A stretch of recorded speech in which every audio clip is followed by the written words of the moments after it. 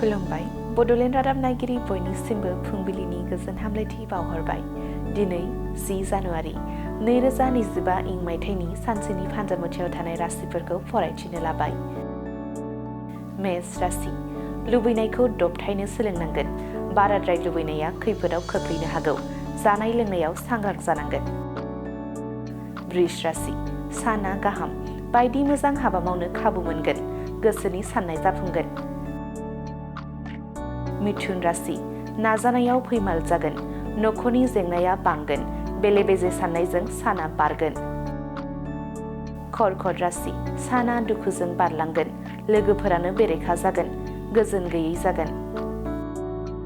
सिंह राशि साननाय बायदि खामानि जाफुंगोन। हास्थायनाय मुवा बेसादखौ मोनफुंनो हागोन। गोजोन सान। कन्या राशि अनजालु एबा अनजालिखौ लोगो मोनगोन। गोसोनि खोथाफोरखौ बुंफ्रुनानै लानो हागोन। गोजोन संसार दानो हागोन। तुला राशि गुबुनजों हिंसा जागोन। जेबो मोजां हाबा मावनो हानाय नङा। गाज्रि सान। वृश्चिक राशि गोरोन्थिनि साजा मोनगोन। गोलाव लामा दावबायनांनो गोनां जागोन।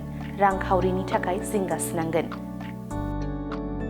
धनु राशि गोसोनि साननाय लुबैनाया जाफुंसार जागोन। साख्रिनि मोजां रादाब मोनगोन। गोसोआ गोजोनगोन। मकर राशि साना गाहाम नङा। बायदि गाज्रि जाब्रबथायजों मोगा मोगि जानो हागौ। सांग्राङै सोलिनांगोन। कुम्भ राशि नाजाथाबनायनि गोदै फिथाइ मोनगोन। बिमा बिफानि मान बांहोनो हागोन। ओनसोलाव मुं गोसारगोन। मीन राशि समाज साननायनि बेरेखा खारगोन। मावब्लाबो दांब्लाबो खामानिफोरा आद्रा थालांगोन।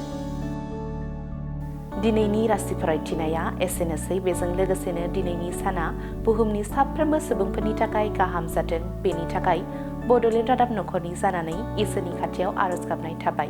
गोजोन्थों।